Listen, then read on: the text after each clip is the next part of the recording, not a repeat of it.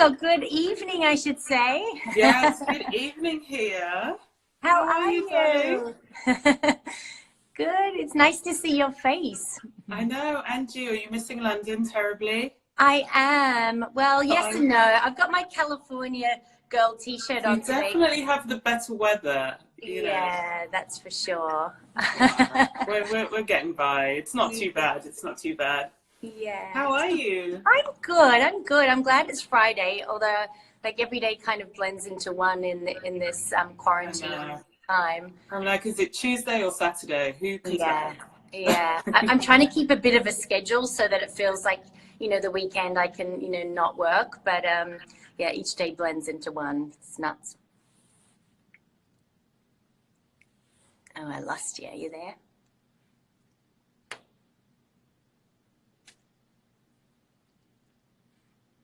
The spinning wheel. I lost your connection. So I'm going to wait a minute and see if you come back on, and then otherwise I will end it.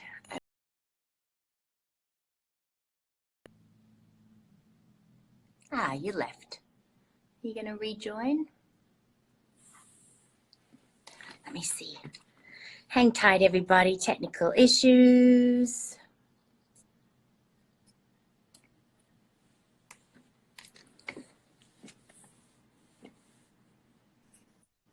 Ah, you're back. Ah, yeah, I lost you. I know, it's crazy. We're working, there's too many people in the house working from the Wi-Fi, and we've extended the Wi-Fi, and it's just the worst. So yeah. I hope it holds out. Okay, fingers crossed. Tell everybody else to get off the Wi-Fi. I know. For the next half hour. Doing something important. Forget your job. Yeah. Well, thank you for joining me. This is Simone 7, where we hope to inspire, connect, and have a laugh. And today joining me is Vanessa Kingori, Publishing Director of Vogue and also MBE. Yeah. So exciting. Can you share the journey? Because tell us about how you got the MBE, because that's fascinating, before we get into the questions. Oh, the MBE was such it blew my mind, but I was so busy. I was working as the publisher then of GQ magazine, and I was first in the role there, the first woman to run the business there, very male environment, and I was the youngest in the role and the first woman of color. And so I had this amazing moment where lots of people were reaching out to me for advice and guidance and help, young people, women in business. And so I just really enjoyed connecting with anyone else who was trying to make it. And I think through lots of the initiatives that I did with universities and so on, with other businesses, my name somehow ended up on the radar of Buckingham Palace, and I then was invited, by the Queen to pop by, as you do. As so you surreal. do. It was so surreal because I was so busy that the time that it didn't really sink in until we were driving into Buckingham Palace, and then it was like, oh, this is crazy, but it was really fun. So did they teach you a specific course? So I guess for our American watchers who are watching right now, viewers, it's, a reward or award given by the Queen. So do you have to curtsy? Do you have to say, thank you, Majesty? How does that work? It's kind of deliciously, there's so much pomp and pageantry. It's the most British thing ever. Yeah. You have to wait in a certain room, and you're served kind of little sandwiches and things, and then you're told a few rules for the next thing. In my instance, actually, the Queen awards you the MBE, and you're on her honours list. And for me, it was her 90th birthday honours list. But my award was actually presented in person by Prince William, which was lovely. And then you're told how to greet him, how not to greet him, and all of these things. And of course, you're so nervous. There's so much going on that you're just like, I am going to mess this up. I'm going to embarrass So make sure you call him the right title. Say the right name. I know. You're never meant to turn your back. so you don't turn your back to him, and you know there's all this stuff that you're just, so you kind of have to back away, which feels really weird. And it hurts you and you don't go too deep yet. It's a whole situation. Wow. Well, that's incredible. I don't think I've spoken to anyone with an MBE, so what an inspiration, and thank you so much for joining us. You and I met back in London, and obviously we bonded over our baby sons and just talking about the importance of working out and trying to, you know, get back your life after giving birth. I think, you know, we really bonded, so it's really lovely to have you. It's so amazing.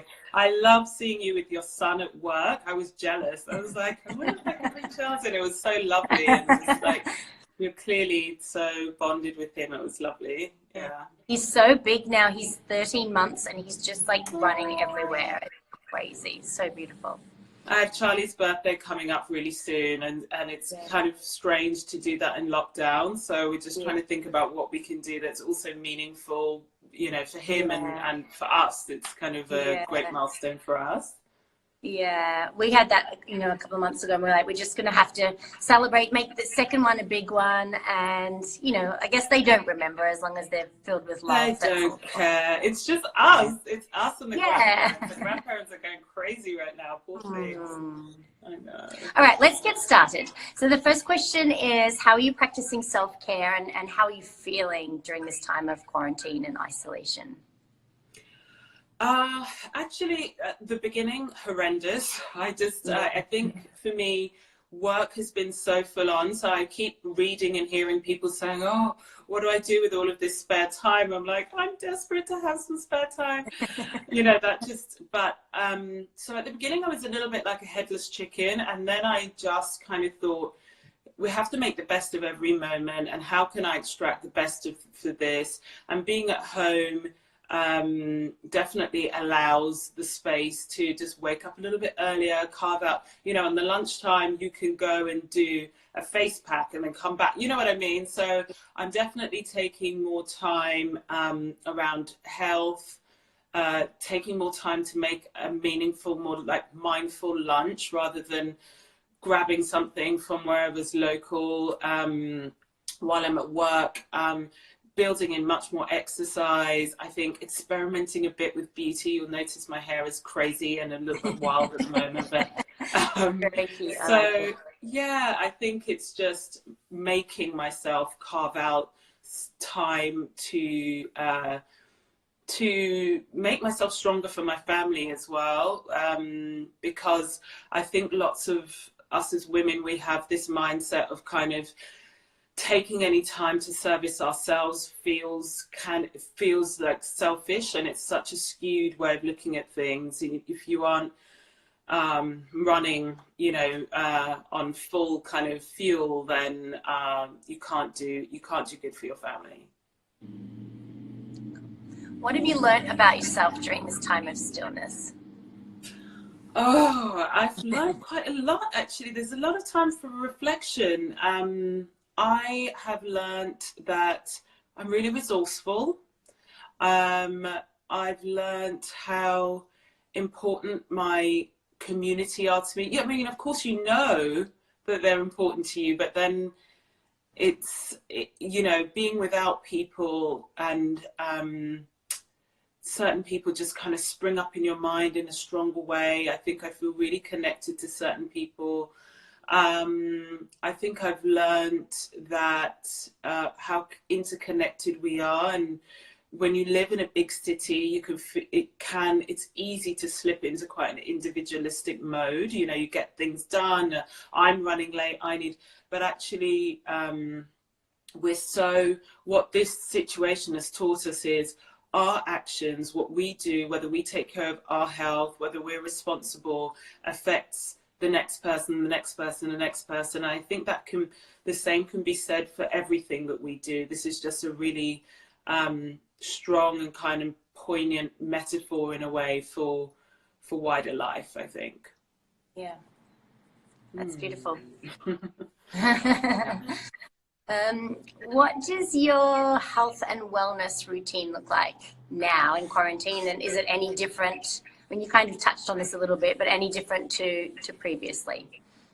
Yeah, yeah, I did. I mean, I think, you know, when you and I last sort of met, we were talking a lot about, I have muscle separation after my pregnancy, and I was really sort of struggling with how to work out and how to look after myself and my body, because there's so many things you can't do.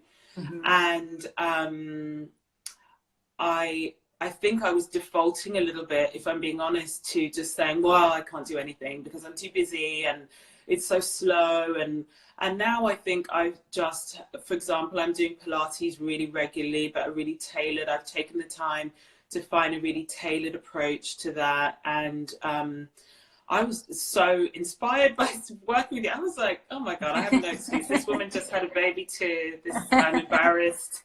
Like, shut my mouth about like trying to have that excuse. So I think that I definitely am making more time for wellness, more than kind of just fitness and exterior health, you know, exterior beauty and all of those things. So as well as doing sort of very tailored and doing the research and sticking to quite tailored exercise, I'm eating better. At the beginning, it was a shit show, to be honest, because like this crazy Zoom calls, like all of these calls, and you feel like, oh my God, I don't have time. And so I was just grabbing what was available. And so once you start really focusing on exercise, you don't want to waste all of that work that you've done by then putting in the wrong things. So just being a little bit more organized and concerted with what I'm preparing to eat and pre-preparing, that kind of thing. Oh, did you lose me again? I got you. I lost you for a second, just like the last second. Sorry. Yeah, so we'll go to just for all the mums watching. So diastasis recti is like the separation of the abdominal wall, which is like so common. And, you know, it's one of my things that I really try and stress to women when coming back to exercising after having a baby, is that you have to allow time for that to really heal properly. Otherwise, you can actually do damage. And I think, you know, there's so much, there's not a lot of knowledge about it, and people, you know, don't know how to repair that. And also people don't know the safe exercises to do. So I think, you know, there's not only is the pressure to come back quickly after giving birth, but then also the pressure of, well, what are the correct exercises to do, and how do I know that it's benefiting me and not, you know, injuring me? So it's really great. I know when I was there, I was like, I just want to, you know, train you every day, but then I come back to California. It was so sweet. I was like, please just move here, okay? I know. Because it's scary, because I think that so many trainers are like, yeah, I know what to do. And then you start working with them and you realize, oh God. So for me, with you just having had a baby yourself and clearly having done the work beyond that to understand, it was really good. And I just feel frustrated for so many women that there isn't more out there. And I wish that I knew during pregnancy about this. You know what I mean? Like, it was only afterwards. So yeah, you know, you live and learn, but I definitely felt very inspired. Yeah. And it's one of those things too, like you just said, then once you start seeing results, like once you start exercising and seeing results, then you are motivated, and then you're like, well, yeah, I'm not going to eat that pizza because I've just spent an hour on myself, right? You know? Yeah, it's true. Although the odd pizza is still slipping in. It is always. Maybe just on a Saturday. It's the weekend. It's the weekend now, yeah. Yeah. So talking about what motivates you, what does motivate you? Oh, well, you know the obvious answer to that yourself. I'm sure it'd be the same for you, but definitely my son. And I think the big thing in this moment is, which has felt so awful, and, you know, we're turning on the news and even on our own personal lives, personal channels, hearing about so much struggle and suffering. And you know, I'm an optimist. I always look for what are the positives out of this. And I think we have this huge opportunity now to build a better future for ourselves and for our kids. And, to use this moment to think really radically as well. So not so much baby steps, but actually we've just all collectively, we're going through this crazy defining, I think, moment. And I think while it's awful, it's also quite motivating. You know, what do we do to stop this happening again, or to be more prepared and to make things better? What are the things that have contributed to this, and how can we fix it? So for me, this lockdown has been just in of itself quite motivating. And then, you know, having a young child on top of that is just, you know, I want for him to not grow up in a situation where this is the norm. Yeah. When you think of like past generations that, you know, went to war, we're asking our generation to just stay home, you know, and when you look at it, when you look at it that way, you're like, we can do it, and it's, guys. Yeah, it's forcing us, you know, to just like, oh my goodness, eat at home, cook at home, spend more time with your family. What a hardship. It's like, okay, spend the time with people you love in a space that you love. I mean, honestly, we're so privileged, and I think even in this lockdown, some of this generation don't have what we have.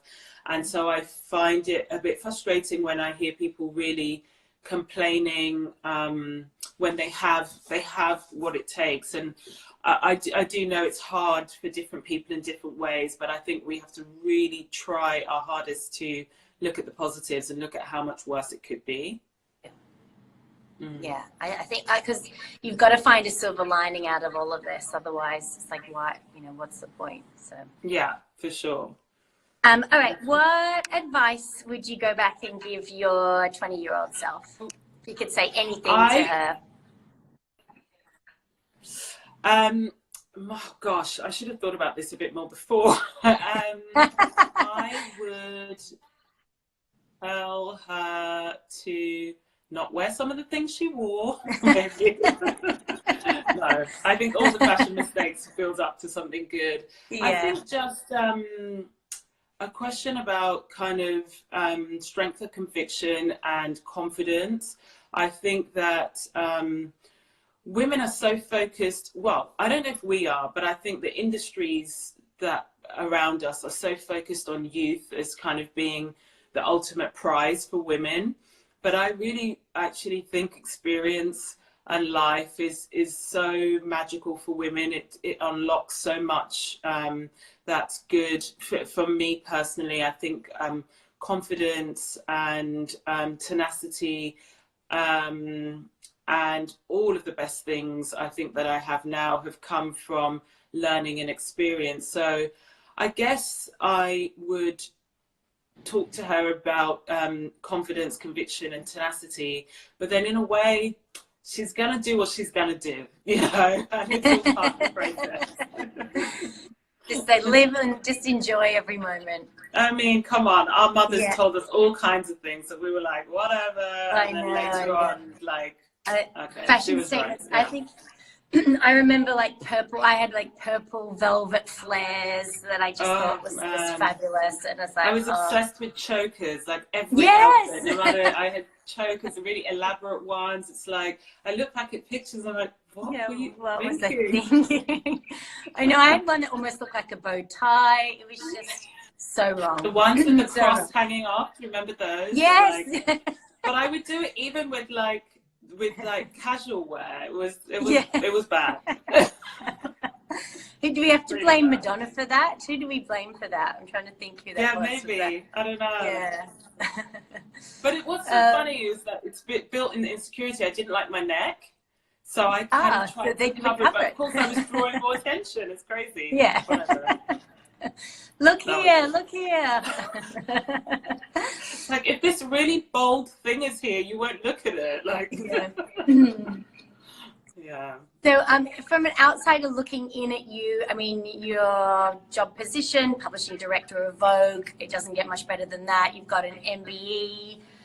Not many people have one of those. So, very, very successful. But what does success mean to you? I mean, I think, you know, the moment you start thinking of yourself as successful, I feel like you're finished. You know, there's always so much more to achieve, and that I don't take any of my achievements lightly, but I also just really, I just feel like I'm just at the beginning. There's so many things that I still want to do, but I think ultimately success for me means a good rounding of having a great work life and personal life, you know, and I think that the days of feeling like we have to have one or the other, and I think that's why we really hit it off, because, you know, you're doing what you do and you're building a great empire, I think, and business, but you have your son by your side, and, you know, you're obviously really connected to your partner. And I think that this, for me, is what is really important. I don't want one or the other. I don't. So, and I feel like I should be able to have both. So yeah. Ultimately, that's what success looks like. Yeah, beautiful. I think that's the one thing, isn't it, as a working mom, is just finding the balance. You know, and yeah. I saw a quote somewhere, and it was like, you're never going to have the balance. So just one day you'll be winning at work. So just be present in that and enjoy that. And then another day you'll be winning at home and enjoy that. Because it's like, it's like every day is up and down. And it's, you know, I think being a mother. I think it's a work-life blend. Like, I think that whole balance thing is like, you know, I say it quite often. It's a myth that we've been sold that makes us feel really bad. Because balance is that gives the idea of 50-50 and equilibrium, and it like that sets us up to fail. The work week is traditionally 5 days long, and weekend is 2 days, so the balance is already off if you work. And so I think you know, the way that the way, going back to the way that you are, but also the way that I am, where it's like you're on a business trip but your son is with you, that's blend for me. So your work does come into our home lives now. We can't, I mean, especially right now, but also I think like our home lives should come into work. So for me, it's about every opportunity that I have to blend and maximize the moments and have Charles or my partner or my girlfriends with me while I'm doing something that's work related, is I just feel like it's kind of a win for my life if I can do that. Yeah. Beautiful. All right, last question. If you could have 5 people at a dinner party, living or dead, who would they be and why? I can't wait to have dinner parties. I know. I really can't. I love spending time with my partner, but I'm like, I want to have my gang round. Yeah, no. God, we're getting on quite well. I should touch wood. That it's not challenging. I would have, who would I have? I would have Richard Pryor, I think. I think he'd make an amazing dinner party guest because he'd say all the wrong things and he'd be hilarious and he'd make people laugh and feel uncomfortable. You know, that great mix of like, it's funny, but I'm a bit uncomfortable. And I would, let me just say,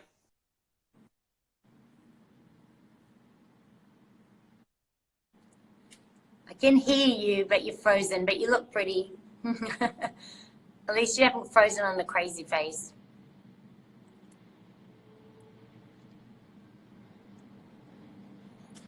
Hi, I'm back.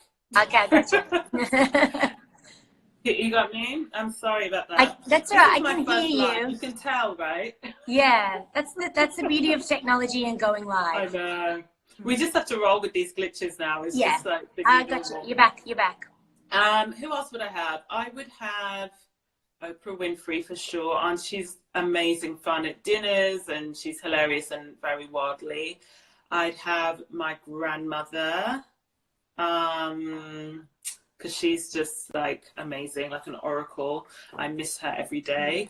I think I would have, sounds like cheesy, but I would definitely have someone like Winston Churchill there. Just living in this moment, I feel like we're craving for amazing leadership globally in the political sphere. And I think like, it would be amazing to have like a world leader like that who really like took the reins and made kind of clear decisions to navigate us through this.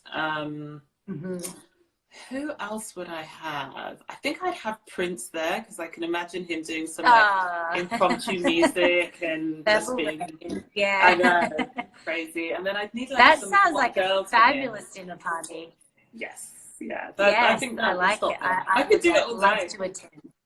Yeah. You can come too. It's just like literally fantasizing, like what, like that human connection again. Like, oh, can't wait. We'll get there. We'll get there. I know. But it's good for us to miss it a bit, so we remember how important it is. Because I was slightly at the point sometimes where I was like, oh, I didn't want to go to, you know, and now I'm like, I want to go. Yeah. Oh, go. Please invite me. Yeah, another dinner, another dinner. Yeah. You're a true inspiration. Thank you so much. This is so fun. Yeah. Before we go, is there anything else you want to share? Because I think you've like got a lot of encouraging words for young entrepreneurs, young women starting out in the business, and I'm going to be promoting this and hope that they watch it because you're very inspirational. That's so sweet. And you, my God. I think just that this moment, which is so challenging, is there's a gift built in it, a time to renew ourselves, to repack what we do, to reprioritize what's important. And I wonder if we'll ever have such an opportunity again to reassess what's important and what we're capable of. So whilst it might feel quite heavy, just to like embrace what, you know, the inevitable situation right now and try to make sure that something good comes out of it, even if it feels like a small win for yourself or something bigger, like building a new business or whatever. Just try to see the good in this moment. Yeah. Yeah. Thank you. So where can people find you? You're back in London and we can train together. I know. I look forward to that. Where can people find you or follow you? I'm at Vanessa Kingori, and it's mostly baby pictures. Yeah. That's all I want to see. It's like the high-low of like me out at fabulous events or throwbacks of that. And you're then, like, no, baby pictures. Just Charles. I know. Well, thank you so much for your time. Bye, my darling. Have a nice weekend. Bye-bye. Bye.